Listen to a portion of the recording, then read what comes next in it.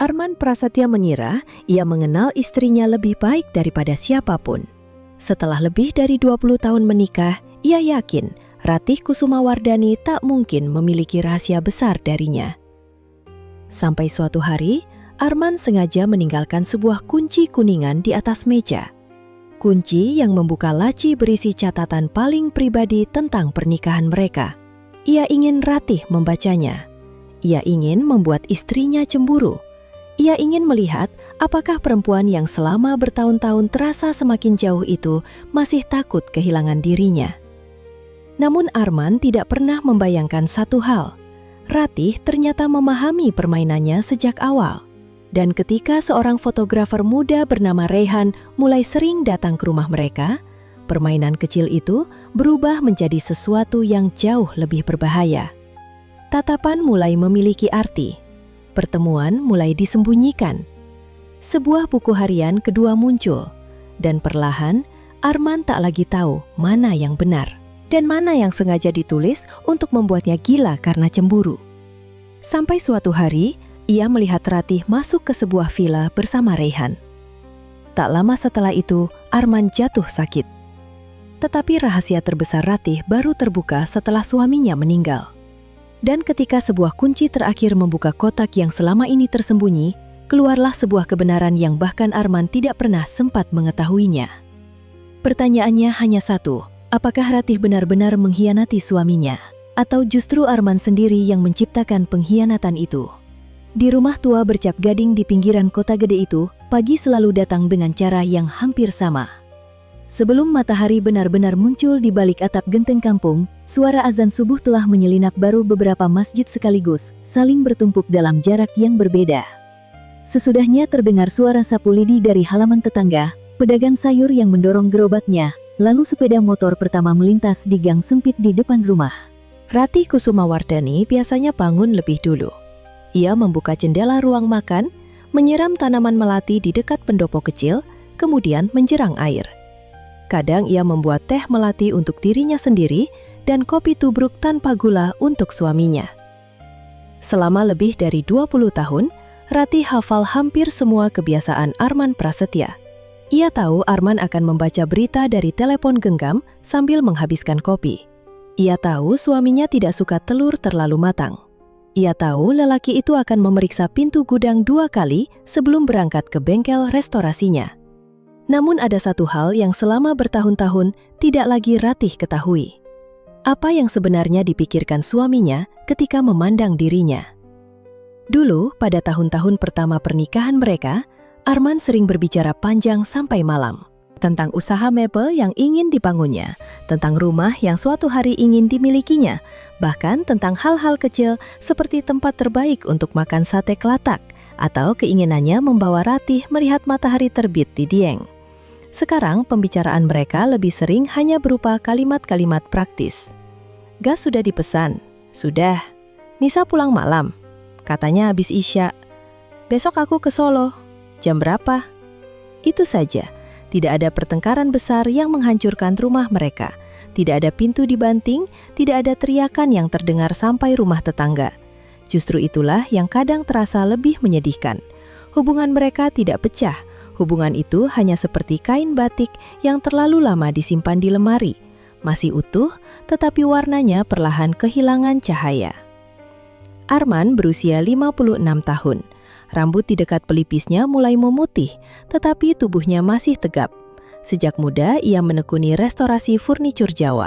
Lemari jati, gebyok ukir, meja, peninggalan keluarga-keluarga lama dari Solo dan Yogyakarta sering masuk ke bengkelnya dalam keadaan rusak, lalu keluar dengan bentuk yang hampir kembali seperti semula. Pelanggan Arman mengenalnya sebagai lelaki sabar. Ironisnya, kesabaran yang ia miliki untuk kayu tua tidak selalu ia miliki untuk manusia. Ratih berusia 45 tahun. Ia berasal dari keluarga guru di Solo. Sejak kecil, ia diajari bahwa urusan rumah tangga tidak perlu diumbar keluar. Ibunya sering berkata bahwa masalah keluarga seperti dapur. Orang lain cukup mencium aroma masakannya, tidak perlu melihat berantakannya. Ratih tumbuh membawa prinsip itu. Ia jarang mengeluh. Bahkan kepada putri mereka, Nisa, Ratih hampir tidak pernah mengatakan sesuatu yang buruk tentang Arman. Nisa berusia 24 tahun dan baru beberapa bulan kembali ke Yogyakarta setelah bekerja di Jakarta. Ia membantu usaha ayahnya mengurus pemasaran daring dan berulang kali mengatakan bahwa bisnis Arman terlalu bagus untuk hanya dikenal oleh pelanggan lama. "Sekarang orang beli meja jati juga lihat Instagram dulu, Pak," katanya suatu sore. Arman mendengus. "Kalau kayunya bagus, buat apa Instagram?" "Supaya orang tahu kayunya bagus." Ratih tertawa kecil. Arman memandang istrinya. Entah mengapa, suara tawa itu membuatnya terdiam. Ia baru menyadari sudah cukup lama tidak mendengar Ratih tertawa seperti itu ketika berbicara dengannya. Malam itu hujan turun lama. Setelah Nisa masuk kamar, Ratih duduk di ruang tengah sambil melipat kain-kain batik yang baru diambil dari penjahit. Arman duduk beberapa meter darinya. Televisi menyala tanpa benar-benar mereka tonton. "Aku mungkin ke Solo 2 hari minggu depan," kata Arman. Ratih mengangguk. "Ada lemari pesanan Pak Hadi?" "Iya." "Jangan lupa obat." Hening lagi. Arman memandangi tangan istrinya yang bergerak rapi melipat kain. "Ratih, kamu bahagia?" Tangannya berhenti. Pertanyaan itu datang begitu tiba-tiba, sehingga selama beberapa detik, Ratih tidak tahu harus menjawab apa. "Ada apa tiba-tiba tanya begitu?" "Aku cuma tanya." Ratih menatapnya. Wajah Arman tampak biasa saja, tetapi matanya seperti sedang menunggu sesuatu yang lebih besar daripada sekedar kata ya atau tidak. "Bahagia itu bukan nasi kotak, Mas. Tidak bisa dibuka lalu diperiksa isinya." Arman tersenyum tipis. "Kamu selalu bisa menghindari jawaban. Dan kamu selalu bertanya sesuatu ketika sebenarnya sudah punya jawaban sendiri." Ratih kembali melipat kain. Pembicaraan selesai. Namun malam itu, Arman tidak tidur sampai lewat pukul 1. Ia berada di ruang kerjanya, sebuah kamar sempit di sebelah gudang koleksi. Di sana terdapat rak penuh buku tentang seni Jawa, katalog lelang, dan beberapa benda kecil yang ia kumpulkan selama puluhan tahun. Dari laci paling bawah, ia mengeluarkan sebuah buku catatan bersampul kulit coklat. Ia membukanya, kemudian mulai menulis. Awalnya hanya beberapa kalimat, tentang hari itu, tentang Nisa, tentang pekerjaan. Tetapi semakin lama, tulisannya menjadi semakin pribadi.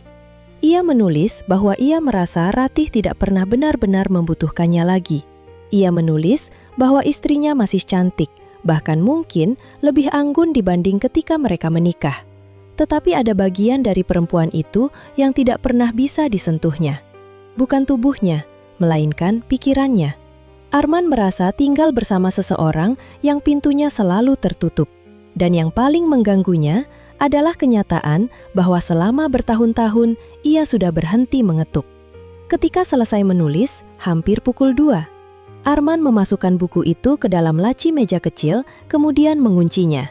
Kunci laci itu terbuat dari kuningan, tua, dengan kepala berbentuk bunga. Ia memegangnya lama. Keesokan paginya, kunci itu tergeletak di meja ruang keluarga, tepat di samping foto keluarga mereka saat Lebaran 2 tahun sebelumnya. Ratih melihatnya ketika sedang membersihkan meja. Ia mengenali kunci itu. Arman tidak pernah sembarangan menaruh benda. Jika ia selesai menggunakan gunting, gunting kembali ke laci. Jika ia memakai alat ukur, alat itu kembali ke rak. Bahkan kunci motor selalu digantung di tempat yang sama. Ratih memegang kunci kuningan itu, lalu meletakkannya kembali. Selama 3 hari, ia tidak menyentuhnya. Arman juga tidak mengambilnya. Mereka berdua berpura-pura tidak melihat benda kecil itu. Hari keempat, Arman berangkat ke Solo. Nisa keluar bertemu teman. Menjelang maghrib, rumah menjadi sangat sunyi. Ratih selesai sholat, lalu duduk di ruang tengah. Dari kejauhan, terdengar suara anak-anak mengaji. Matanya jatuh pada kunci. Ia membawanya ke ruang kerja Arman. Sekali coba, kunci itu membuka laci meja kecil. Di dalamnya terdapat buku bersampul kulit. Ratih duduk. Ia masih sempat berkata dalam hati bahwa dirinya seharusnya menutup laci dan pergi. Namun, tangan manusia sering lebih jujur daripada niat baik yang ada di kepala. Ia membuka halaman pertama. Beberapa menit kemudian, wajahnya berubah. Arman menulis tentang dirinya, tentang rasa kecewa, tentang kerinduan, tentang hal-hal yang tidak pernah dikatakannya. Ratih membaca perlahan sampai menemukan sebuah kalimat. Aku ingin tahu, apakah Ratih masih mampu merasa cemburu kepadaku, atau setidaknya merasa takut kehilangan sesuatu dariku. Ratih berhenti. Jantungnya berdetak lebih cepat. Bukan karena kalimat itu menyakitkan, melainkan karena sesuatu terasa aneh. Ia menutup buku, memeriksa laci, memeriksa kuncinya lagi, lalu tiba-tiba memahami semuanya. Arman ingin dirinya membaca. Kunci itu bukan kelalaian, itu undangan atau perangkap. Ratih duduk di kursi suaminya cukup lama. Kemudian ia tersenyum kecil. Jadi begini caramu bicara sekarang, Mas, bisiknya. Ia mengembalikan buku persis seperti semula. Kunci dikembalikan ke dekat foto keluarga. 2 hari kemudian, Ratih pergi ke pasar Beringharjo. Selain membeli beberapa kebutuhan rumah, ia masuk ke toko alat tulis kecil dan membeli sebuah buku catatan bersampul biru tua. Malamnya, setelah Arman pulang dari Solo dan tidur, Ratih membuka buku itu. Ia menulis, "Aku sudah membaca semuanya." Kemudian berhenti. Ia mencoret kalimat tersebut. Di halaman baru, ia menulis sesuatu yang berbeda. Hari ini Arman pulang dari Solo. Ia membawa serabi kesukaanku, seperti dulu. Aku tidak tahu apakah ia masih mencintaiku, atau hanya takut kami benar-benar sudah menjadi 2 orang asing yang tinggal di rumah yang sama. Ratih membaca ulang tulisannya, lalu menambahkan, ada sesuatu yang hampir lucu. Suamiku berpikir hanya dia yang tahu cara meninggalkan pintu sedikit terbuka. Buku itu disimpan di lemari pakaian, tidak dikunci. Beberapa hari berikutnya tidak terjadi apa-apa. Namun Ratih memperhatikan perubahan kecil pada Arman. Suaminya mulai lebih sering memperhatikannya. Saat Ratih pergi menghadiri arisan keluarga, Arman bertanya siapa saja yang hadir. Ketika Ratih pulang lebih malam karena mampir ke rumah sepupunya, Arman bertanya mengapa teleponnya tidak diangkat. Dulu pertanyaan-pertanyaan seperti itu mungkin membuat Ratih kesal. Sekarang, ia justru merasa sedang melihat seseorang yang baru bangun setelah tidur terlalu lama.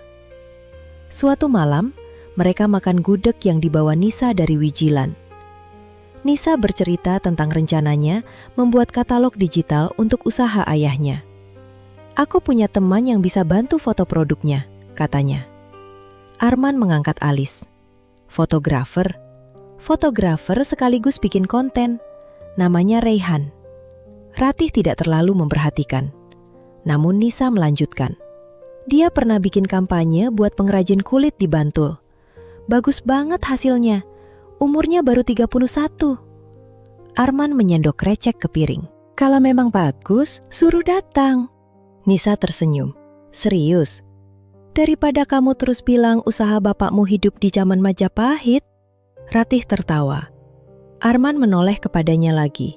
Kali ini tatapannya bertahan sedikit lebih lama. Malamnya, ia menulis dalam buku catatannya.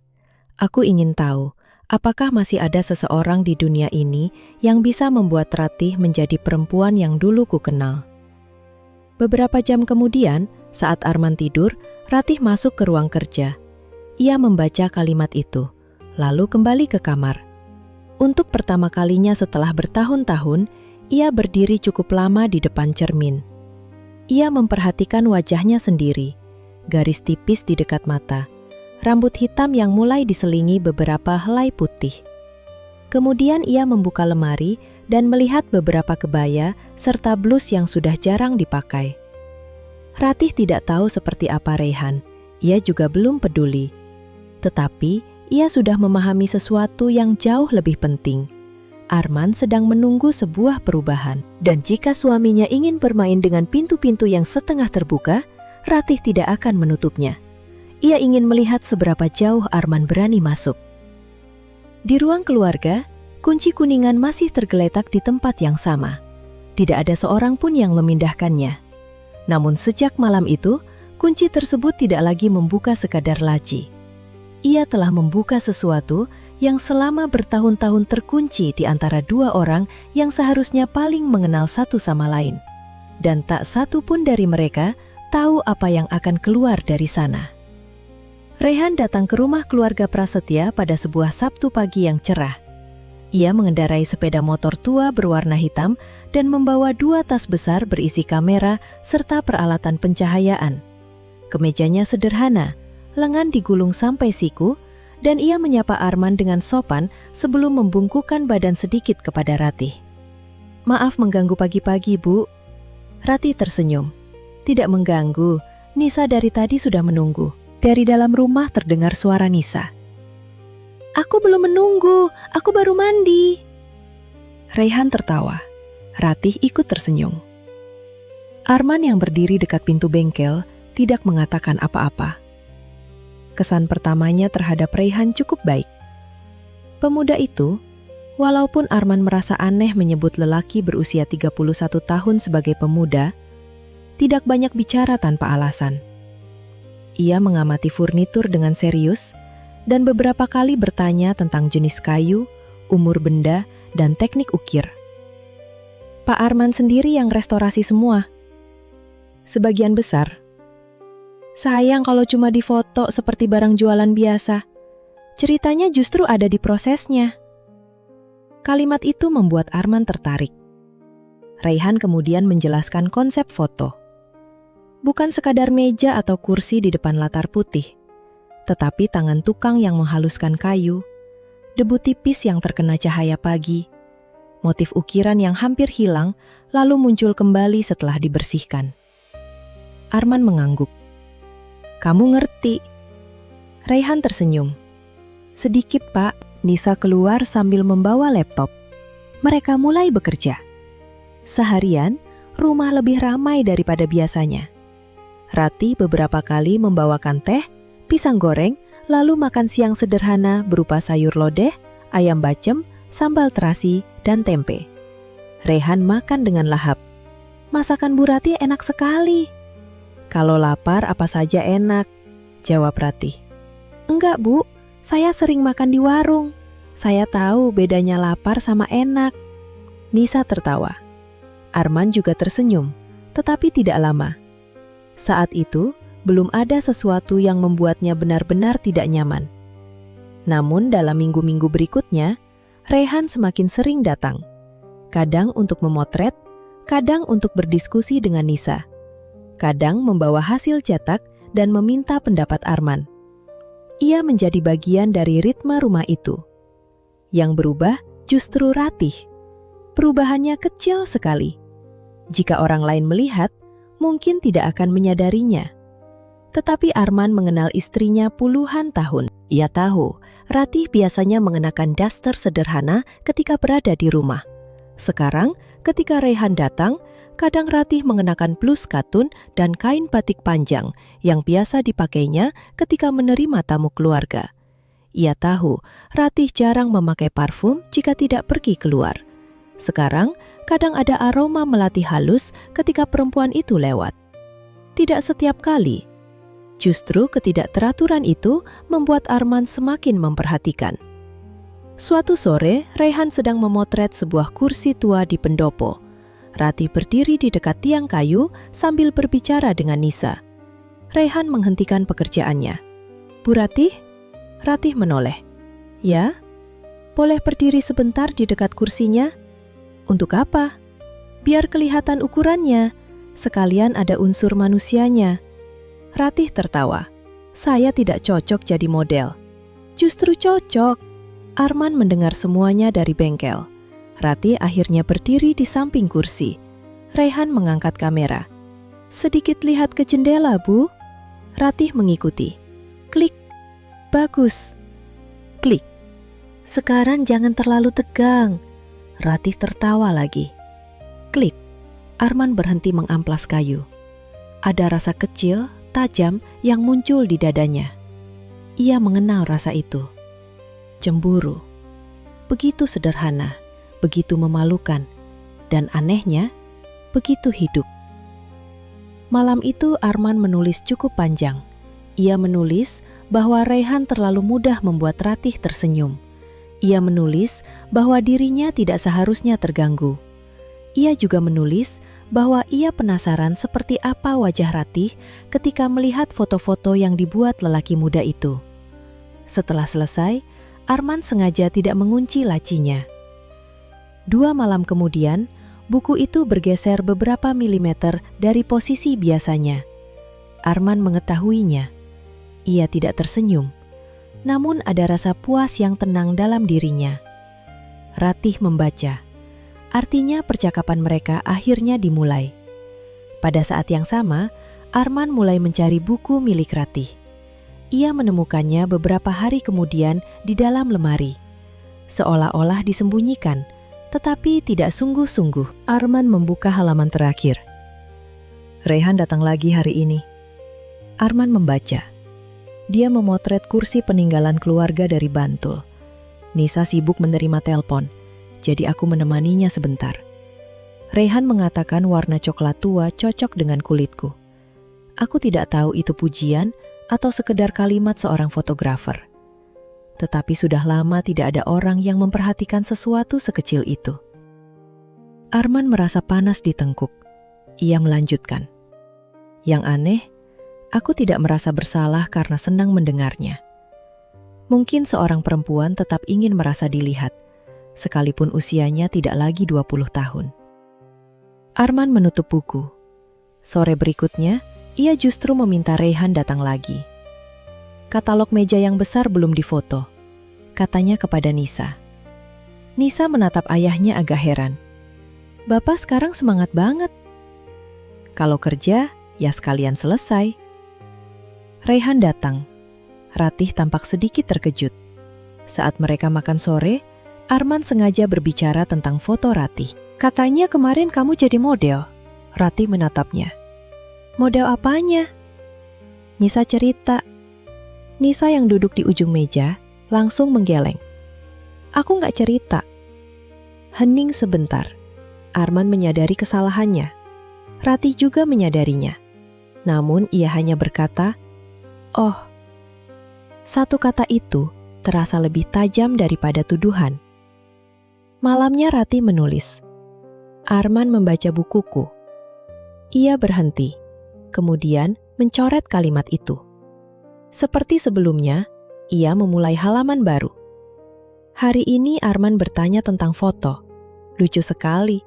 Selama bertahun-tahun, ia bahkan tidak memperhatikan ketika aku memotong rambut. Sekarang ia ingin tahu, siapa yang melihatku terlalu lama. Ratih meninggalkan buku di tempat yang sama. Keesokan harinya, posisi buku berubah. Sekarang mereka berdua tahu. Dan mereka berdua tetap berpura-pura tidak tahu. Permainan itu mulai memengaruhi keseharian. Arman tiba-tiba lebih sering mengajak Ratih keluar. Suatu malam, ia membawanya makan di sebuah restoran kecil dekat Prawiro Taman, sesuatu yang sudah lama tidak mereka lakukan berdua. Ada angin apa? Tanya Ratih. Kenapa harus ada angin? Biasanya kalau keluar, kamu ngajak klien. Aku mau makan sama istriku sendiri memang salah. Ratih menatapnya lama. Tidak. Makan malam seharusnya menyenangkan, tetapi hampir sepanjang waktu, Arman justru bertanya tentang Raihan. Dia sudah lama kenal Nisa. Entahlah, kelihatannya dekat. Mungkin. Menurutmu dia orangnya bagaimana? Ratih meletakkan sendok. Mas sebenarnya mau tanya tentang Nisa atau tentang aku? Arman tertawa pendek. Kok tentang kamu? Ratih tidak menjawab. Dalam perjalanan pulang, melewati jalan-jalan kota yang mulai sepi, mereka tidak banyak bicara. Namun malam itu Ratih menulis. Arman cemburu. Kali ini ia tidak mencoretnya. Dulu kupikir akan menyenangkan jika suatu hari ia cemburu. Ternyata rasanya aneh. Seperti menemukan tanaman yang kukira mati, ternyata masih berakar. Beberapa halaman berikutnya mulai lebih berani. Ratih menulis tentang Reyhan. Bukan cinta. Belum. Ia menulis bahwa Reyhan mempunyai cara mendengarkan yang berbeda. Jika Ratih berbicara, lelaki itu tidak buru-buru memberi solusi. Suatu sore, mereka duduk di pendopo saat hujan. Nisa pergi sebentar membeli tinta printer. Reyhan melihat sebuah foto lama yang tergantung di dinding. Itu Bu Ratih. Ratih menoleh. Foto pernikahan mereka. Ratih mengenakan kebaya putih, Arman memakai beskap. Iya. Beda. Ratih tertawa. Ya jelas, 20 tahun lebih. Bukan wajahnya. Terus, tatapannya. Ratih terdiam. Reyhan sadar ia mungkin bicara terlalu jauh. Maaf, tidak apa-apa. Ada orang yang kalau di foto muda, kelihatan seperti belum tahu dunia. Di foto itu, ibu kelihatan seperti orang yang yakin hidupnya bakal jadi sesuatu yang besar. Ratih memandang foto itu. Dan sekarang, Reyhan tidak langsung menjawab. Sekarang seperti orang yang sudah tahu, hidup tidak selalu menepati janji. Kalimat itu tinggal di kepala Ratih sampai malam. Ia menuliskannya. Arman membacanya 2 hari kemudian. Untuk pertama kali, ia merasakan sesuatu yang lebih gelap daripada cemburu. Takut. Ia bisa bersaing dengan lelaki lain dalam urusan uang, rumah, pekerjaan, atau kedudukan. Tetapi bagaimana bersaing dengan seseorang yang memberi istrinya perasaan bahwa ia sedang didengarkan? Alih-alih menjauhkan Reyhan, Arman melakukan hal yang aneh. Ia memberinya proyek lebih besar. Aku mau bikin profil bengkel, katanya. Video pendek. Nisa bilang kamu bisa. Reyhan mengangguk. Bisa, Pak. Kalau perlu beberapa hari, ya datang saja. Ratih yang sedang menuang teh mengangkat pandangan. Tatapan mereka bertemu. Hanya sepersekian detik. Tetapi keduanya tahu apa yang baru saja dilakukan Arman. Malam itu, Ratih membuka buku catatannya. Ia menulis sangat pelan. Suamiku sedang membuat api, lalu duduk cukup dekat untuk merasakan panasnya. Kemudian ia menambahkan, mungkin ia pikir aku tidak berani mendekat. Ratih berhenti menulis. Di luar, terdengar hujan pertama setelah beberapa hari panas. Ia menutup jendela. Sebelum masuk kamar, ia melewati ruang kerja Arman. Pintunya terbuka sedikit. Dari celah itu, terlihat suaminya sedang duduk di meja, membaca sesuatu. Ratih tahu persis buku apa yang berada di tangan Arman. Ia tidak masuk. Ia berjalan terus. Dan untuk pertama kalinya dalam pernikahan mereka, Ratih merasa bahwa diam di antara mereka bukan lagi kekosongan. Diam itu telah menjadi bahasa.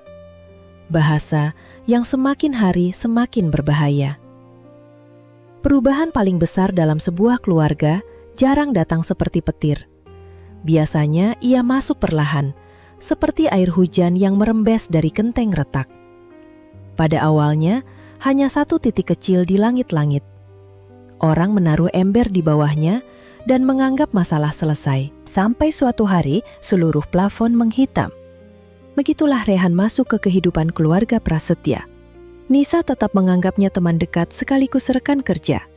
Ia sering menggoda Reyhan, memintanya mengantar ke tempat klien atau memarahinya karena terlambat mengirim foto. Arman memperhatikan hubungan mereka. Ada masa ketika ia menduga Reyhan tertarik kepada putrinya. Anehnya, pikiran itu justru membuatnya lega. Kalau Reyhan menyukai Nisa, berarti semua perhatiannya kepada Ratih hanya keramahan. Namun suatu sore, keyakinan itu mulai goyah. Nisa pergi ke kampus lama menemui dosen. Arman berada di bengkel. Ratih sedang memeriksa kain penutup beberapa kursi yang akan dikirim ke pelanggan. Reyhan datang membawa hasil foto. Ia duduk bersama Ratih di ruang keluarga. Arman tidak bermaksud menguping. Setidaknya begitulah ia mengatakan kepada dirinya sendiri. Tetapi pintu bengkel terbuka dan suara mereka terdengar jelas. "Yang ini bagus," kata Ratih. Karena kursinya bagus atau fotonya? Karena cahaya pagi. Wah, berarti fotografernya tidak dapat nilai. Ratih tertawa. Beberapa saat kemudian, suara mereka menjadi lebih pelan. Arman mendekat ke pintu. "Kamu masih sering ke Jakarta?" tanya Ratih. "Kalau ada pekerjaan." "Tidak ingin menetap?" "Belum tahu." "Orang tuamu di mana?" "Klaten, bapak sudah meninggal, ibu masih di sana." Hening. Kemudian Raihan berkata, "Bu Ratih pernah menyesal tinggal di Jogja?" Arman berhenti bernapas sejenak. Pertanyaan itu terasa terlalu pribadi. Ratih menjawab setelah cukup lama. "Kadang bukan kotanya yang membuat orang menyesal." Raihan tidak berkata apa-apa. Arman kembali ke mejanya. Tiba-tiba ia merasa malu. Ia sendiri yang membuka pintu rumah bagi lelaki itu. Ia sendiri yang mendorong Raihan datang berkali-kali. Ia bahkan diam-diam menikmati perubahan Ratih. Sekarang ketika perubahan itu mulai berjalan tanpa arah yang bisa ia kendalikan, ia ingin menarik semuanya kembali. Malamnya tekanan darah Arman naik. Ratih menemukan suaminya duduk di tepi tempat tidur sambil memijat pelipis. "Obat sudah diminum?" "Sudah." "Berapa tensinya?" "Tidak perlu diperiksa." Ratih mengambil alat pengukur dari lemari. "Mas," "Aku bilang tidak perlu." Nada suara Arman lebih keras. Ratih berhenti. "Kalau tidak mau dibantu, bilang baik-baik." Ia keluar dari kamar. Beberapa menit kemudian Arman menyesal. Namun ia tidak memanggil. Sebaliknya, ia masuk ke ruang kerja dan menulis. "Hari ini aku mendengar Ratih bicara dengan Raihan. Ada sesuatu dalam suara Ratih yang sudah lama tidak kudengar ketika ia bicara denganku. Aku tidak tahu apakah aku marah kepada mereka atau kepada diriku sendiri." Ia menulis lebih lama, kemudian meninggalkan buku di meja. Ratih membacanya keesokan pagi. Ia tidak merasa menang. Untuk pertama kalinya, ia justru merasa iba. Arman terlihat seperti lelaki yang sengaja melepaskan layang-layang ke angin, lalu panik ketika talinya mulai habis. Ratih sebenarnya bisa menghentikan permainan. Ia bisa duduk di hadapan suaminya dan berkata bahwa dirinya tahu tentang buku itu. Bisa mengatakan bahwa Arman juga membaca bukunya. Bisa menertawakan semuanya. Tetapi Ratih tidak melakukannya.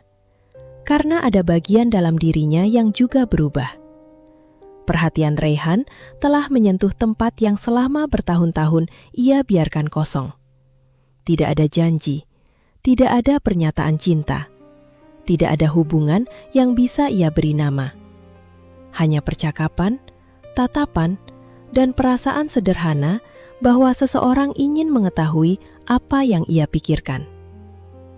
Suatu sore, Raihan mengajak Ratih melihat hasil cetak foto di studionya di daerah Sewon. "Nisa ikut?" tanya Ratih. "Katanya ada acara." "Pak Arman." Raihan tersenyum canggung. "Yang saya butuhkan pendapat ibu, foto-foto interiornya." Ratih tahu ia seharusnya mengatakan nanti saja. Sebaliknya ia berkata, "Jam berapa?" Mereka pergi sore hari. Ratih mengirim pesan kepada Arman.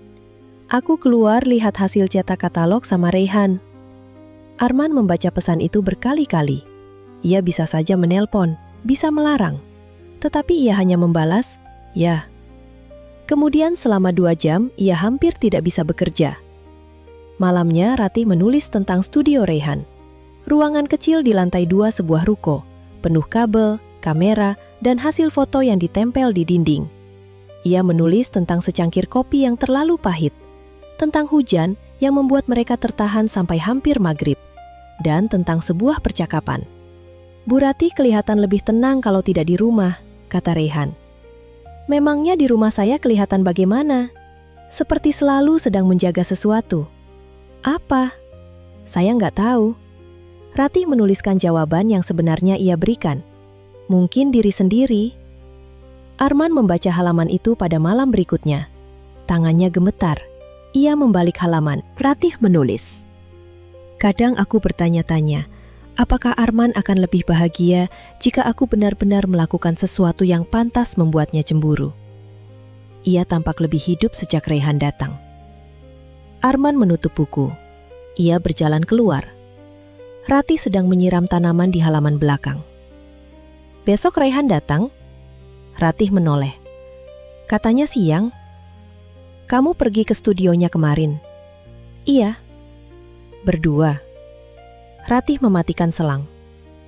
Bukannya aku sudah kirim pesan? Cuma tanya. Ratih menatapnya. Kalau kamu tidak suka, bilang. Aku tidak bilang tidak suka. Lalu? Arman tidak mempunyai jawaban. Ratih tersenyum kecil. Kadang Mas itu aneh. Ia masuk rumah. Malamnya, Arman menambahkan tulisan baru. Aku tidak tahu apakah Ratih sedang memainkan peran karena tahu aku membaca bukunya. Itulah saat permainan mereka berubah. Sebelumnya, Arman percaya tulisan Ratih adalah jendela menuju pikiran istrinya. Sekarang ia mulai curiga bahwa jendela itu mungkin hanya lukisan dinding. Bagaimana jika semua yang ditulis Ratih sengaja dibuat untuk dirinya? Bagaimana jika ia tidak pernah benar-benar tertarik kepada Raihan?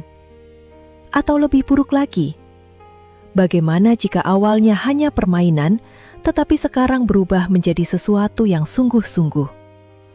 Arman tidak bisa lagi membedakan. Ratih pun mengalami kebingungan yang sama. Ia mulai bertanya pada dirinya sendiri, apakah rasa senang ketika menerima pesan Raihan adalah sesuatu yang nyata atau hanya bagian dari permainan dengan suaminya. Suatu hari, Nisa pulang membawa martabak. Mereka makan bertiga. Nanti Raihan ikut pameran fotografi di Jakarta, kata Nisa. Ratih spontan bertanya, kapan? Arman melihatnya. Ratih menyadari tatapan itu. Nisa juga. Kenapa, Bu? Tanyanya. Tidak apa-apa. Nisa tersenyum iseng. Ibu sekarang hafal jadwal Raihan ya? Ratih tertawa agar suasana ringan. Karena urusan katalog. Namun Arman tidak ikut tertawa. Beberapa hari kemudian, Raihan berangkat ke Jakarta. Selama hampir 1 minggu ia tidak datang. Rumah kembali tenang. Justru ketenangan itu terasa tidak nyaman. Ratih lebih banyak diam. Arman memperhatikannya. Sepi ya, katanya suatu malam. Ratih sedang membaca. Apa? Tidak ada Raihan. Ratih menutup buku. Mas ingin bilang apa? Tidak ada. Kalau tidak ada, jangan melempar batu lalu sembunyi tangan. Arman tersenyum tipis. Pepatahmu banyak. Karena orang yang kuhadapi suka pura-pura tidak mengerti. Keesokan harinya Ratih menulis, aku mulai lelah. Arman membacanya. Tetapi anehnya, aku juga tidak ingin semua ini berhenti. Untuk pertama kali setelah bertahun-tahun, Arman benar-benar melihatku. Kalau harga untuk dilihat adalah membuatnya takut kehilangan, apakah itu terlalu mahal? Tulisan itu menghantui Arman. Saat Raihan kembali dari Jakarta, Arman memperlakukannya lebih ramah daripada sebelumnya. Ia bahkan mengajak Raihan makan bersama di sebuah warung sate kelatak setelah pekerjaan selesai. Raihan tampak sedikit heran. Di tengah makan, Arman berkata, Ratih suka hasil fotomu. Raihan tersenyum. Bu Ratih memang banyak bantu. Kalian sering ngobrol. Raihan berhenti mengunyah. Ya, biasa Pak. Arman tertawa. Kenapa tegang? Enggak. Arman menatapnya. Kamu dekat sama Nisa? Pertanyaan itu membuat Raihan semakin tidak nyaman. Nisa teman saya. Cuma teman. Sejauh ini. Arman mengangguk. Ia tidak bertanya tentang Ratih. Justru karena tidak bertanya, Raihan memahami apa yang sebenarnya ingin diketahui Arman. Setelah malam itu, Raihan sedikit menjaga jarak. Namun Ratih memperhatikannya. Mas ngomong apa sama Raihan? Tanyanya. Tidak ada. Sejak makan sama kamu, dia jadi aneh. Kenapa kamu peduli? Ratih memandang suaminya. Arman menyesal begitu kalimat itu keluar. Ratih tidak marah. Ia hanya berkata, "Baik." Malam itu tidak ada tulisan baru di buku Ratih. Besoknya juga tidak. Hari ketiga, Arman mulai gelisah. Ia membuka buku berkali-kali. Kosong. Hari keempat, muncul satu halaman. Ada saat ketika orang terlalu sering menarik tali untuk memastikan ujung satunya masih terikat. Pada akhirnya, tali itu putus, bukan karena orang lain melepaskannya, tetapi karena ia sendiri menarik terlalu keras. Arman membaca kalimat itu lama. Pada hari ke-6, Raihan datang lagi. Hari itu, ia tidak membawa sepeda motornya. Karena harus mengangkut lampu, tripod, dan beberapa bingkai hasil cetak, ia memakai mobil yang biasa dipinjamnya dari studio. Menjelang malam, Ratih berkata ia harus mengambil beberapa kain dari penjahit. 2 jam kemudian, Arman sedang mengendarai mobil pulang dari bengkel ketika melihat mobil yang tadi dipakai Raihan berhenti di dekat minimarket. Mobil Raihan. Di kursi penumpang ada Ratih. Arman memperlambat kendaraan.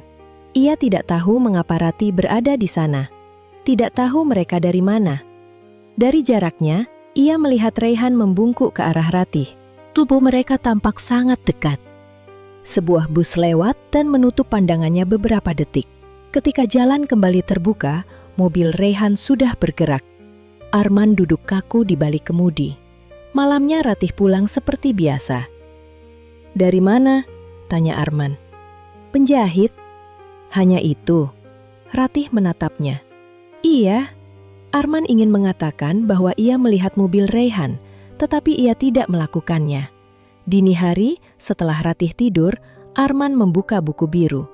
Ada satu kalimat baru. Hari ini akhirnya terjadi sesuatu yang mungkin sudah lama ditunggu Arman. Tidak ada penjelasan, tidak ada halaman berikutnya. Arman berdiri di tengah kamar dalam gelap. Jantungnya berdebar sangat keras.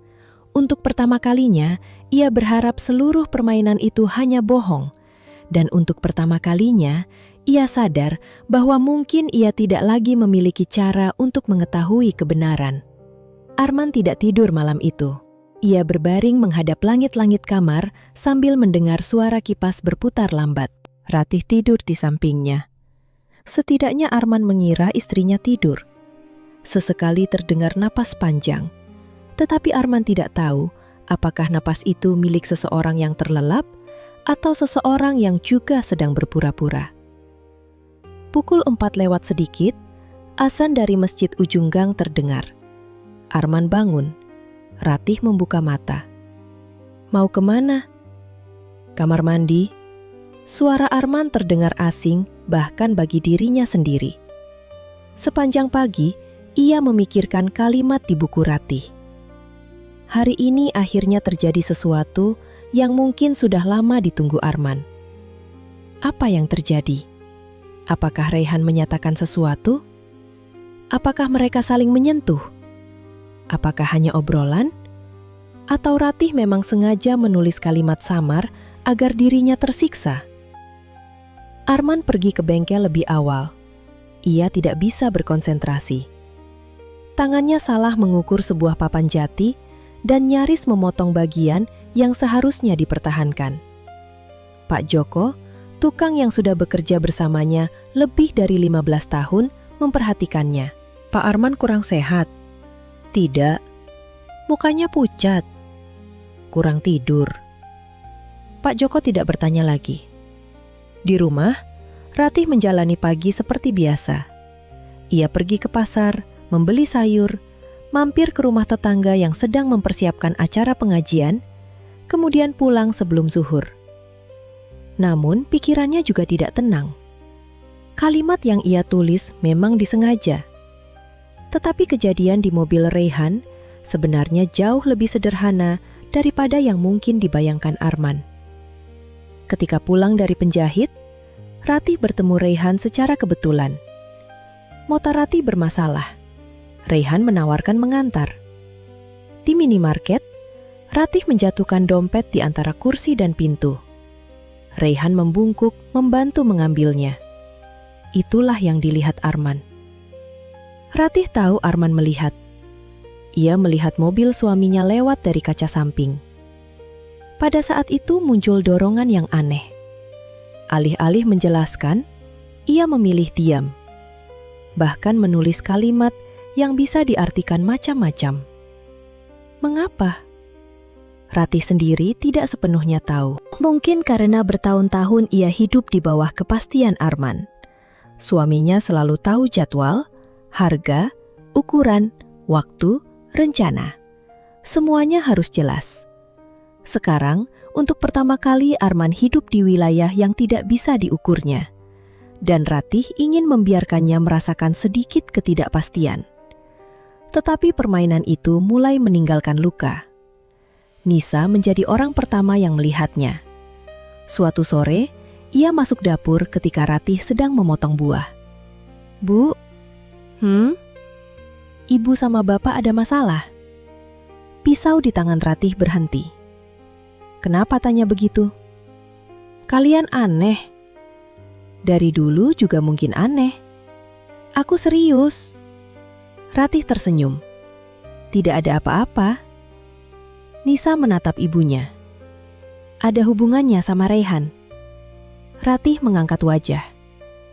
"Kenapa kamu bawa-bawa Raihan?" "Karena bapak berubah sejak Raihan sering datang." Ratih meletakkan pisau. "Kamu pikir apa?" "Aku nggak tahu, makanya aku tanya." Ratih tidak menjawab. Nisa melanjutkan dengan suara lebih rendah. "Bu, Raihan itu temanku. Aku tahu. Aku pernah suka sama dia." Kalimat itu membuat Ratih seperti kehilangan pijakan. "Kamu tidak pernah cerita." "Karena memang gak jadi apa-apa. Dia gak pernah bilang suka balik. Tapi..." Nisa berhenti. "Tapi apa?" Nisa menahan napas. "Aku gak bodoh, Bu." Wajah Ratih mengeras. "Kamu bicara yang jelas." "Aku lihat cara dia lihat ibu, Nisa. Dan aku lihat cara ibu berubah kalau dia datang." Ratih langsung berdiri. "Cukup. Aku cuma cukup." Untuk pertama kalinya dalam waktu yang sangat lama, suara Ratih terdengar keras. Nisa terdiam. Beberapa detik kemudian, matanya berkaca-kaca. "Kalau aku salah, bilang aku salah." Ratih tidak mampu. Nisa mengambil tasnya. "Mau kemana?" "Keluar. Sudah sore. Aku bukan anak SMA lagi." Pintu depan tertutup keras. Ratih berdiri sendirian di dapur. Tangannya gemetar. Malam itu Nisa tidak pulang sampai hampir tengah malam. Arman yang mengetahui pertengkaran itu tidak membela siapapun. Apa yang dia bilang? Tidak penting. Kalau tentang Raihan, penting. Ratih berbalik. "Jadi akhirnya kamu bisa menyebut namanya." Arman menatap istrinya. "Memangnya kenapa?" "Kamu tahu kenapa." "Tidak, jelaskan." Ratih hampir mengatakan semuanya. Tentang kunci, tentang buku, tentang betapa konyolnya permainan mereka. Namun kata-kata itu kembali tertahan. "Sudahlah." Ratih pergi ke kamar. Arman membenci jawaban itu. Malam sebelum memutuskan pergi, Nisa masuk ke kamar orang tuanya untuk mencari pengisi daya yang pernah dipinjam Ratih. Pintu lemari tidak tertutup rapat. Ketika Nisa menarik sebuah kotak kecil di rak, buku biru milik ibunya tergeser dan satu lembar yang sudah longgar jatuh ke lantai. Nisa seharusnya langsung mengembalikannya. Namun matanya menangkap nama Arman dan Raihan dalam tulisan itu. Ia membaca beberapa baris.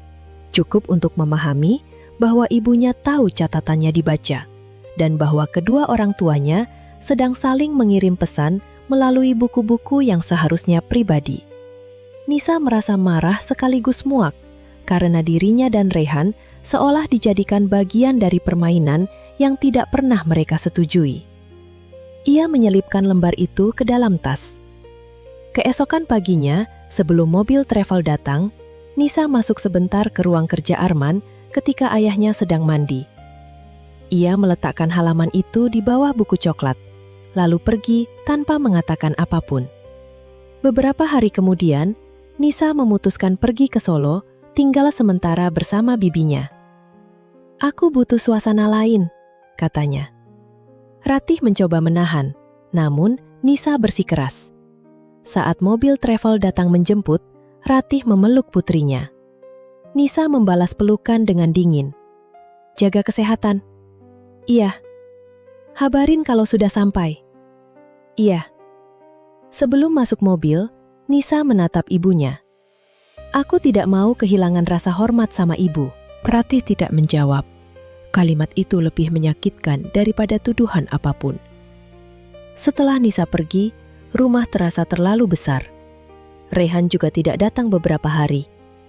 Arman dan Ratih makan berdua dalam keheningan. Malam hari, Arman membaca buku Ratih lagi. Beberapa halaman baru muncul.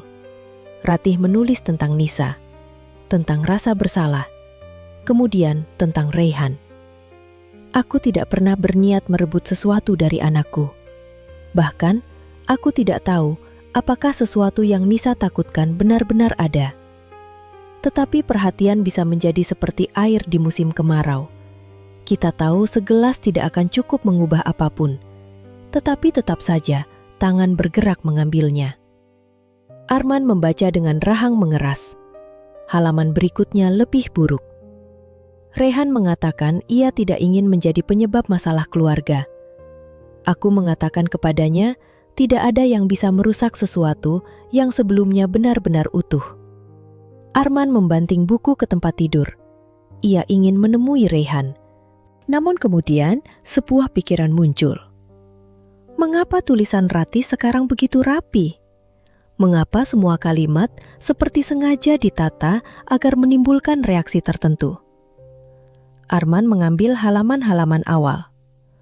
Tulisan Ratih dulu penuh coretan. Ada catatan belanja, nama orang, bahkan noda teh.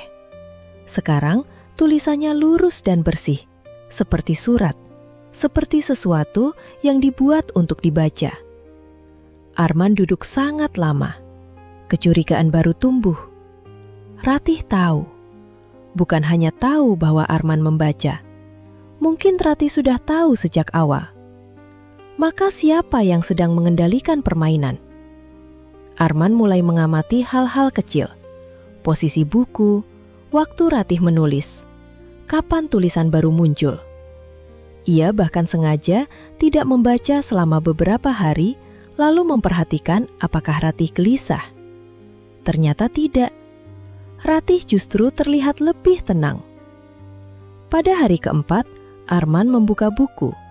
Ada kalimat, "Sudah 4 hari ia tidak membaca." Atau mungkin ia mulai belajar meninggalkan sesuatu yang memang tidak seharusnya menjadi miliknya. Darah Arman seperti berhenti mengalir. Ia menutup buku cepat. Ratih benar-benar tahu. Malam itu mereka makan soto ayam. Arman memandangi istrinya lama. Ratih mengangkat alis. "Ada apa?" "Kamu kelihatan berbeda." "Berbeda bagaimana?" "Entahlah." Ratih tersenyum. "Mungkin karena sekarang kamu melihat." Arman tidak menjawab. Setelah makan, ia masuk ruang kerja. Lacinya terbuka. Buku coklatnya berada di tempat. Namun di bawah buku itu ada selembar kertas. Arman mengambilnya. Tulisan tangan Ratih. Sepertinya sebuah halaman yang disobek dari buku biru. Ada satu hal yang tidak pernah kupahami dari Arman. Ia ingin aku jujur, tetapi hanya jika kejujuranku sesuai dengan yang ingin ia dengar. Ia ingin aku punya rahasia, tetapi marah ketika merasa rahasia itu bukan lagi miliknya. Arman membaca berkali-kali. Bagaimana halaman itu masuk ke lacinya? Ratih yang menaruh? Tentu mungkin. Tetapi mengapa? Saat ia hendak keluar menanyakannya, teleponnya berbunyi. Nisa. "Pak." "Kenapa?" "Bapak di rumah?" "Iya." Hening. "Nisa, aku cuma mau bilang, sebelum berangkat ke Solo, aku sempat masuk ke ruang kerja Bapak. Arman berdiri diam. Untuk apa? Hening beberapa detik. Aku yang taruh satu halaman di sana. Arman melihat kertas di tangannya. Kamu ambil dari buku ibu. Nisa diam. Nisa? Aku nggak mau ngomong lewat telepon. Sambungan terputus. Arman menatap halaman yang disobek. Sekarang ada kemungkinan ketiga. Mungkin bukan Ratih yang meletakkannya. Mungkin Nisa.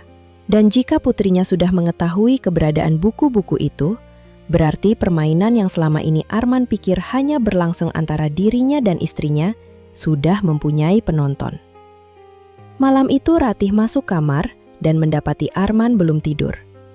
Kamu sakit? Tidak. Kok pucat? Arman menatapnya. Ratih? Ya? Apa ada sesuatu yang ingin kamu ceritakan? Ratih duduk di tepi tempat tidur. Ada banyak. Kalau tentang Raihan, Ratih menatap mata suaminya. Untuk sesaat, Arman merasa jawaban sebenarnya akan keluar. Namun, Ratih hanya tersenyum lelah. Kalau aku cerita, Mas akan percaya?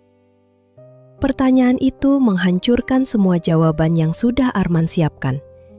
Ia tidak tahu, dan Ratih tahu bahwa ia tidak tahu. Sejak malam itu, permainan berubah menjadi sesuatu yang jauh lebih berbahaya daripada perselingkuhan. Bukan lagi soal apakah Ratih dekat dengan Raihan, melainkan soal kenyataan bahwa suami dan istri itu telah kehilangan kemampuan untuk membedakan kebenaran dari cerita yang mereka buat sendiri. Nisa pulang dari Solo 2 minggu kemudian. Ia datang menjelang sore bersama sepupunya yang mengantar dengan mobil. Ratih menyambut di teras. Nisa memeluk ibunya, tetapi ada jarak kecil yang belum hilang. Arman keluar dari ruang kerja. Sudah puas jalan-jalannya? Bukan jalan-jalan, Pak. Ya sama saja, yang penting pulang. Nisa tersenyum tipis. Untuk beberapa hari, keluarga itu mencoba kembali hidup seperti biasa. Nisa membantu pekerjaan. Ratih mengurus rumah. Arman pergi ke bengkel. Raihan tidak muncul. Namun ketidakhadirannya justru menjadi sesuatu yang memenuhi setiap ruangan. Seperti nama yang semua orang sepakat tidak disebut. Pada hari ketiga, Nisa mendatangi ayahnya. Pak, aku mau ngomong. Arman menutup laptop. Duduk. Nisa tetap berdiri. Aku tahu Bapak baca catatan ibu. Arman tidak menunjukkan reaksi. Dari mana kamu tahu? Aku lihat. Kapan? Sebelum ke Solo. Arman teringat halaman yang ditemukan di lacinya. Kamu yang naruh halaman itu. Nisa mengangguk. Kenapa? Karena aku kesal. Kesal sama siapa? Kalian berdua. Arman menghela napas.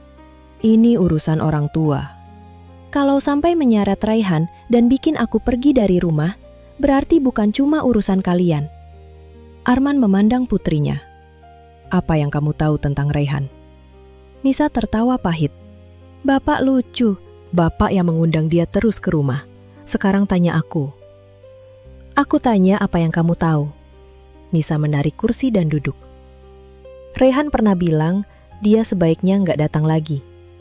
Kapan? Setelah makan sama Bapak. Arman menegang. Kenapa? Katanya suasana jadi nggak enak. Hanya itu. Dia bilang Bapak kelihatannya sengaja menguji sesuatu. Kalimat itu membuat Arman diam. Terus? Aku marah sama dia. Aku pikir dia memang suka ibu. Arman merasakan sesuatu menusuk dadanya. Dia jawab apa? Nisa menunduk. Dia bilang dia hormat sama ibu. Hormat? Iya. Arman tertawa pendek. Orang sering pakai kata bagus untuk menyembunyikan yang jelek. Pak, apa? Bapak sebenarnya ingin ada sesuatu antara mereka atau tidak? Pertanyaan itu membuat Arman membeku. Nisa melanjutkan. Karena kadang aku merasa Bapak marah kalau Rehan dekat sama Ibu. Tapi Bapak juga terus membuat mereka ketemu. Arman tidak menjawab. Nisa berdiri. Aku cuma mau keluarga kita berhenti main tebak-tebakan. Ia keluar. Sore itu, tekanan darah Arman mencapai angka yang membuat Ratih memaksanya pergi ke dokter. Dokter lama mereka di daerah Umbul Harjo tampak tidak senang. Pak Arman, saya sudah bilang berkali-kali, kurangi kopi, tidur cukup, jangan terlalu banyak pikiran. Arman tersenyum. Kalau pikiran bisa dimatikan seperti lampu, Dok, saya sudah lakukan. Kalau terus begini, yang mati bukan pikirannya. Ratih menatap suaminya. Dalam perjalanan pulang, ia berkata, mulai besok, obat tidak boleh lupa. Aku tahu. Kopi juga dikurangi. Iya. Dan jangan kerja sampai malam. Arman menoleh. Sekarang kamu khawatir. Ratih terlihat tersinggung. Dari dulu aku khawatir. Tidak kelihatan. Ratih menarik napas. Mas tahu apa yang melelahkan? Apa? Mencintai orang yang terus-menerus minta bukti bahwa dirinya dicintai. Arman terdiam. Kalimat itu terus mengikutinya sampai malam. 2 hari kemudian, Nisa menerima permintaan dari pemilik sebuah villa keluarga di Kaliurang. Pemiliknya ingin membeli beberapa furnitur restorasi dari bengkel Arman, sekaligus meminta saran penataan interior untuk ruang tamu dan pendopo kecil. Kalau proyek ini jadi, lumayan besar, Pak, kata Nisa sambil menunjukkan foto-foto villa dari laptop. Arman melihat sekilas. Siapa yang urus? Aku, tapi Rehan juga perlu lihat tempatnya. Dia yang paling paham kalau nanti mau dibuatkan konsep foto dan katalog. Ratih yang sedang membawa teh ikut melihat layar. Tempatnya bagus. Nisa mengangguk. Pemiliknya cuma bisa ketemu minggu ini. Kalau aku bentrok sama klien lain, mungkin ibu bisa mewakili soal pilihan kain dan warna kayu. Arman tidak menanggapi. Namun, nama Kaliurang, Ratih, dan Rehan tersimpan rapi di kepalanya. Beberapa hari kemudian, Arman membuat keputusan. Ia mengundang Rehan makan malam. Ratih hampir menjatuhkan piring ketika mendengarnya. Untuk apa dia bantu usaha kita berbulan-bulan? Salah kalau makan. Kamu tahu ini bukan soal makan. Arman tersenyum. Memangnya soal apa? Ratih menatapnya dengan marah. Namun Arman sudah berjalan pergi. Rehan datang Sabtu malam. Nisa tampak paling tidak nyaman. Ratih memasak nasi liwet, ayam kecap, tumis kangkung, tahu bacem, serta sambal yang biasanya disukai Nisa. Suasana meja makan awalnya normal. Mereka bicara tentang bisnis, tentang pameran furniture di Jakarta, tentang proyek foto Rehan. Lalu Arman mulai bertanya, kapan berangkat ke Bali? Rehan terkejut. Belum pasti, Pak. Nisa bilang ada tawaran. Iya, mungkin 2 bulan lagi. Ratih menatap Rehan. Kamu belum cerita. Rehan tampak salah tingkah. Belum sempat, Bu. Arman melihat perubahan wajah istrinya. Dadanya mengencang. Nanti kalau pindah pasti sepi, katanya. Nisa langsung menatap ayahnya. Ratih meletakkan sendok. Mas? Apa? Rehan berusaha tersenyum. Masih lama, Pak. Sesudah makan, Rehan membantu membawa gelas ke dapur. Ketika Ratih berada di belakang rumah, Rehan mendekati Arman. Pak, boleh bicara? Bicara saja. Berdua. Arman menatapnya. Kalau penting, bilang sekarang. Rehan melirik ke arah Nisa. Gak apa-apa, nanti saja. Arman tersenyum dingin. Kalau soal Ratih, gak perlu. Wajah Rehan berubah. Pak, aku bilang tidak perlu. Rehan diam. Tidak lama kemudian, ia pamit. Ratih tidak mengantarnya sampai depan. Namun malamnya, tulisan baru muncul di buku biru. Raihan akan pergi ke Bali. Arman membaca. Aku seharusnya lega. Mungkin semua masalah akan selesai. Tetapi mengapa ada bagian kecil dalam diriku yang merasa kehilangan sesuatu yang bahkan belum pernah benar-benar kumiliki? Arman berhenti. Di halaman berikutnya tertulis, besok kami harus bicara. Ada hal yang tidak bisa terus dibiarkan menggantung. Tidak disebut di mana, tidak disebut jam berapa. Keesokan harinya, Ratih memberitahu Arman sebelum berangkat. Aku ke Kaliurang untuk lihat proyek villa yang kemarin dibicarakan Nisa. Raihan juga ke sana karena dia pegang konsep fotonya. Kami mungkin ketemu dulu di kedai kopi. Arman hanya mengangguk. Ia sudah pernah mendengar tentang proyek itu. Ia tahu penjelasan Ratih masuk akal. Namun setelah membaca kalimat di buku biru, akal sehat terasa lebih lemah daripada kecurigaannya. Tak lama kemudian, Arman tetap mengikuti. Ia mengendarai mobil dengan jarak cukup jauh. Ratih bertemu Raihan di sebuah kedai kopi. Mereka bicara hampir 1 jam, lalu keluar bersama. Raihan mengendarai mobil ke arah utara. Arman terus mengikuti. Mereka berhenti di sebuah rumah kecil yang disewakan sebagai villa di kawasan Kaliurang. Dunia Arman seperti berhenti. Ratih dan Raihan turun, masuk ke halaman. Arman menggenggam setir begitu keras. Ia tidak menunggu penjelasan. Ia tidak melihat apakah ada orang lain di rumah itu. Ia hanya melihat istrinya masuk bersama Raihan. Dadanya tiba-tiba terasa ditekan batu besar. Napasnya pendek. Pandangan berkunang. Arman mencoba membuka pintu mobil. Tangannya tidak kuat. Beberapa menit berikutnya kabur. Ia hanya ingat ada orang mengetuk kaca. Seseorang memanggil. Kemudian suara ambulans. Saat sadar, Arman berada di rumah sakit. Ratih duduk di samping tempat tidur, matanya sembab. Nisa berdiri dekat jendela. Apa yang terjadi? Bisik Arman. Ratih menatapnya. Tekanan darahmu naik parah. Dokter bilang kamu beruntung. Arman memandang istrinya. Kaliurang. Ratih terdiam. Nisa menoleh. Kamu sama Raihan? Ratih mengerti. Mas mengikuti aku. Jawab. Ratih memejamkan mata sebentar. Kami mau ketemu pemilik villa. Bohong. Dia pelanggan yang tertarik furnitur.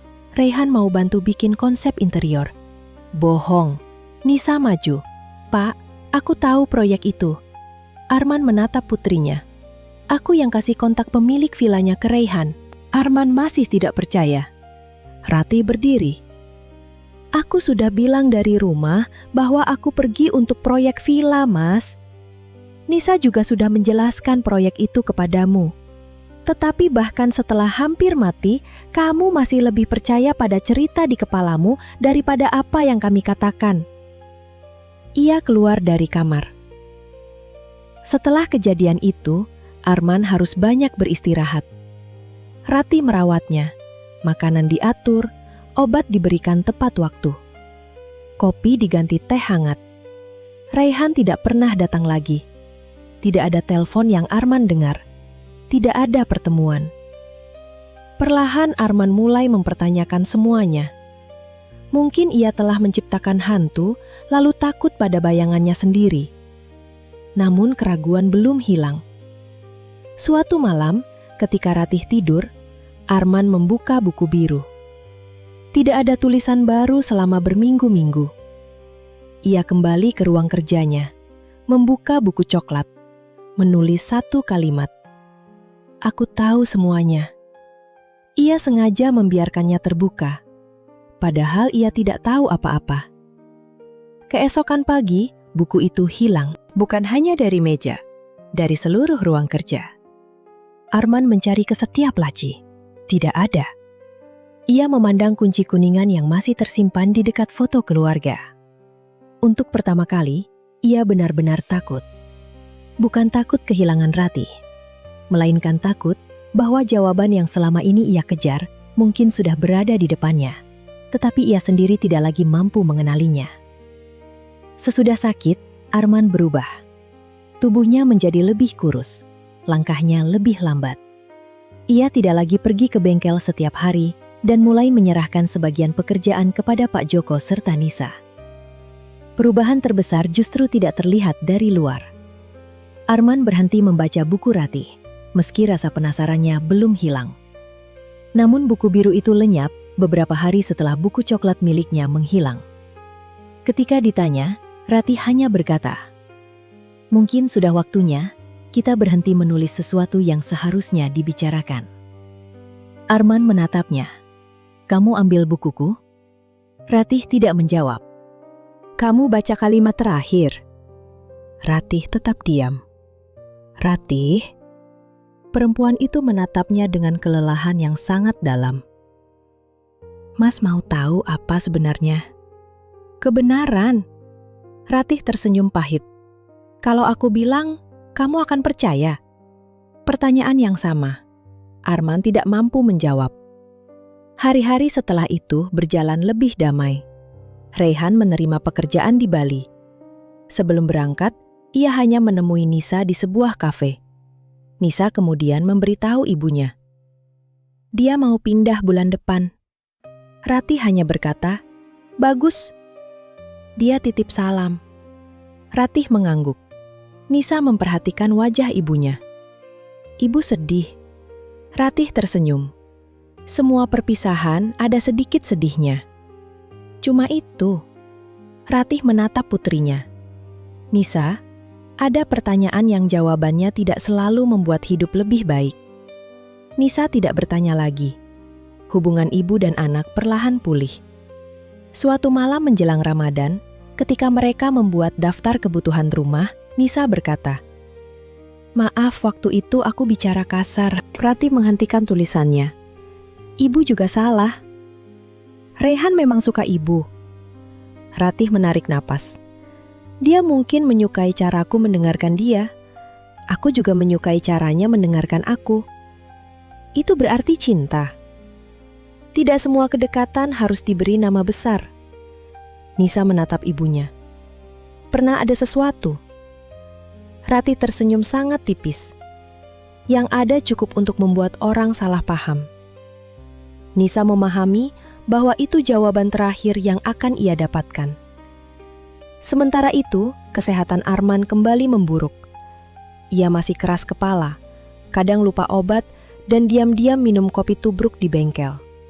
Ratih selalu tahu. "Mas, kalau mau bandel jangan seperti anak sekolah, baunya sampai ruang depan." Arman tertawa. Tawa mereka mulai kembali, meskipun tidak seperti dulu. Aneh sekali. Setelah semua kecemburuan dan permainan, setelah buku-buku rahasia serta kecurigaan, mereka justru menjadi sedikit lebih dekat. Suatu sore, Arman duduk bersama Ratih di pendopo. Hujan turun. Mereka memandangi air jatuh dari ujung genteng. "Dulu kita sering duduk begini," kata Arman. "Dulu kita belum punya cicilan, pegawai, anak kuliah, tekanan darah tinggi." Arman tertawa. "Ratih, Aku minta maaf." Ratih tidak langsung menjawab. "Untuk apa?" "Banyak." "Kalau banyak, pilih satu." Arman berpikir. "Karena terlalu lama merasa aku paling tahu kamu." Ratih memandang hujan. "Mas tidak pernah tahu aku." "Kamu juga tidak tahu aku." "Iya." "Kok iya saja?" Ratih tersenyum. "Mungkin memang begitu. Orang menikah bukan berarti selesai mengenal." Arman terdiam. Beberapa menit kemudian ia berkata, "Kamu sayang Reyhan?" Ratih menoleh. Sudah berbulan-bulan, nama itu tidak keluar dari mulut Arman. "Mas masih perlu tahu?" "Iya." "Kenapa?" "Supaya tenang." Ratih tersenyum sedih. "Kalau jawabannya tidak sesuai keinginanmu, kamu tidak akan tenang." "Coba saja." Ratih memikirkan jawabannya. Aku menyukai bagian diriku yang muncul ketika dia ada. Arman mengerutkan kening, bukan orangnya. Kadang kita mengira menyukai seseorang, padahal yang kita sukai adalah diri kita sendiri saat berada di dekat orang itu. Arman memandang istrinya. Jawaban itu lebih jujur daripada apapun yang pernah ia baca. Dan aku? Rati tersenyum. Mas adalah orang yang membuatku punya terlalu banyak bagian diri. Arman tertawa pelan. Tidak ada jawaban mengenai apakah Ratih pernah benar-benar melewati batas. Anehnya, untuk pertama kalinya, Arman tidak memaksa. Beberapa minggu kemudian, menjelang Lebaran, kesehatan Arman mendadak turun. Pagi itu, ia masih duduk di meja makan memotong ketupat. Ratih membuat opor ayam lebih awal karena Nisa berencana mengajak beberapa saudara datang. Arman bahkan bercanda bahwa opor Ratih terlalu banyak santan. Siangnya, ia mengeluh pusing. Ratih menyuruhnya berbaring.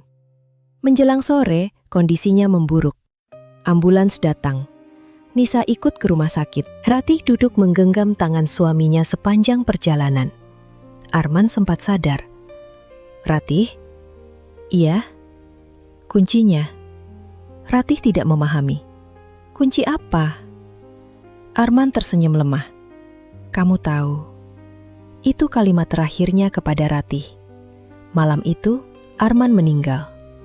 Dokter menjelaskan komplikasi yang sudah lama mengancam kesehatannya. Ratih mendengarkan, sementara Nisa menangis. Rumah di kota gede segera dipenuhi keluarga dan tetangga. Ada yang membawa makanan, membaca doa, dan membantu mengurus pemakaman. Ratih melewati semuanya seperti berjalan dalam kabut. Malam setelah rumah kembali sunyi, ia masuk kamar, memegang kemeja Arman yang masih tergantung, lalu duduk di lantai. Barulah ia menangis. Ratih tidak menangisi suami yang sempurna. Ia menangisi lelaki yang membuatnya bahagia, marah, kesepian, dicintai, dicurigai, diabaikan, lalu akhirnya dilihat kembali. Beberapa bulan berlalu. Nisa mengambil alih lebih banyak urusan bengkel. Ratih membantu dari rumah. Suatu hari, mereka mulai membereskan ruang kerja Arman. Ada tumpukan katalog lama, kwitansi, surat, benda antik, dan perkakas kecil. Di ruang keluarga, kunci kuningan yang dahulu memulai semuanya masih berada di samping foto keluarga. Ratih mengambilnya dan kembali ke meja kerja Arman. Kunci itu hanya membuka satu tempat, laci kecil tempat Arman dulu menyimpan buku pertamanya. Ketika laci dibuka, buku lama yang pernah hilang tidak ada di sana. Sebagai gantinya, terdapat sebuah amplop tebal. Di dalam amplop itu ada sebuah kunci besi kecil berwarna gelap. Nisa memperhatikan lemari koleksi di sudut ruangan. Bu, di bawah ada lubang kunci. Ratih mencoba kunci besi itu. Laci paling bawah terbuka. Di dalamnya terdapat sebuah buku bersampul coklat yang bentuknya mirip dengan buku lama Arman, tetapi masih jauh lebih baru. Ratih langsung tahu, ini bukan buku yang pernah ia baca. Bapak punya buku kedua, bisik Nisa. Ratih mengangguk. Arman rupanya mulai menulis di buku baru setelah buku pertamanya menghilang. Tulisan-tulisan terakhirnya jauh lebih tenang. Aku mulai mengerti bahwa mungkin sejak awal Ratih mengetahui semua rencanaku. Halaman berikutnya. Aku meninggalkan kunci dengan sengaja. Aku ingin dia membaca. Aku ingin dia tahu apa yang tidak sanggup kukatakan. Kemudian ketika aku menemukan bukunya, aku merasa berhasil membuka pintu pikirannya. Sekarang aku sadar, mungkin justru dia yang membiarkan pintu itu terbuka untukku. Ratih membaca tanpa suara, Nisa membaca dari samping. Aku mendatangkan Rehan lebih dekat karena ingin melihat apakah Ratih masih bisa tertarik kepada seseorang. Sungguh bodoh, ketika ternyata mungkin bisa, aku marah. Ratih menutup mata. Halaman berikutnya. Aku tidak tahu apakah mereka pernah melakukan sesuatu yang melampaui batas. Ada masa ketika aku harus tahu. Sekarang aku mulai berpikir ketidaktahuanku adalah hukuman yang pantas untuk permainan yang kuciptakan sendiri. Nisa berhenti membaca. Ia memandang ibunya. Ratih tidak berkata apa-apa. Di halaman terakhir terdapat tulisan yang lebih lemah. Jika Ratih membaca ini suatu hari nanti, aku ingin ia tahu satu hal. Aku marah bukan karena takut ada lelaki lain yang mengambilnya. Aku marah karena sadar selama bertahun-tahun aku sendiri yang membuatnya merasa tidak terlihat. Ratih menutup buku, tangannya gemetar. Nisa memeluk ibunya. Mereka duduk lama. Beberapa minggu sesudahnya, Nisa mendapatkan kabar bahwa Raihan menetap di Ubud dan membuka studio bersama beberapa temannya. "Ibu mau tahu kabarnya?" tanya Nisa. "Tidak perlu." "Yakin?" Ratih tersenyum. "Iya." Suatu malam, Ratih duduk sendirian di ruang keluarga. Rumah sangat tenang. Foto keluarga masih berada di tempat yang sama, dan kunci kuningan milik Arman kembali tergeletak di sampingnya. Ratih tidak mengambil kunci itu. Ia masuk ke kamar, membuka kotak perhiasannya, lalu mengambil sebuah kunci kecil miliknya sendiri. Kunci yang selama bertahun-tahun tidak pernah diketahui Arman. Di bagian belakang lemari tua ada kotak kayu kecil. Ratih memasukkan kunci miliknya. Kotak terbuka. Di dalamnya terdapat sebuah buku bersampul hitam. Bukan buku biru yang pernah dibaca Arman. Ratih mengeluarkannya. Buku itu sudah cukup tua. Ia mulai menulisnya jauh sebelum Arman meninggalkan kunci pertama. Ratih membuka halaman pertama. Tahun ke-12 pernikahan kami. Hari ini, aku menyadari bahwa aku dan Arman sudah berhenti bertengkar. Orang mungkin menyebutnya kedamaian. Aku justru takut itu tanda kami sudah berhenti berharap satu sama lain. Ratih membalik halaman. Ada catatan bertahun-tahun tentang kesepian, tentang Nisa, tentang ibunya, tentang mimpi-mimpi yang pernah ia tinggalkan. Dan kemudian, jauh di bagian belakang, ada halaman tentang Raihan yang tidak pernah dibaca Arman. Aku menyukai Raihan. Ratih berhenti. Ia membaca tulisan tangannya sendiri. Tetapi bukan seperti yang dibayangkan Arman. Raihan datang ketika aku hampir lupa bahwa aku masih punya suara selain sebagai istri dan ibu. Ia mendengarkan. Itu saja sudah cukup membuat sesuatu di dalam diriku bangun. Halaman berikutnya lebih pendek. Suatu sore Raihan mengatakan ia menyukaiku lebih dari yang seharusnya. Ratih memejamkan mata. Kenangan itu masih jelas. Raihan berdiri di studionya. Hujan turun. Ia berkata pelan bahwa mungkin dirinya perlu menjauh karena mulai memikirkan Ratih dengan cara yang tidak benar. Ratih menjawab, "Kalau begitu menjauhlah." Raihan tidak menyentuhnya. Tidak ada pelukan, tidak ada ciuman. Tetapi Ratih pulang membawa perasaan yang jauh lebih rumit daripada sebuah sentuhan. Di buku hitam ia menulis, "Aku tidak melakukan apapun." Tetapi jika kesetiaan hanya diukur dari apa yang dilakukan tubuh, mungkin manusia terlalu mudah merasa suci. Ratih membalik halaman terakhir. Tulisan itu dibuat beberapa hari sebelum Arman sakit pertama kali. Aku tahu Arman membaca buku biru. Aku sengaja menulis hampir semuanya untuknya.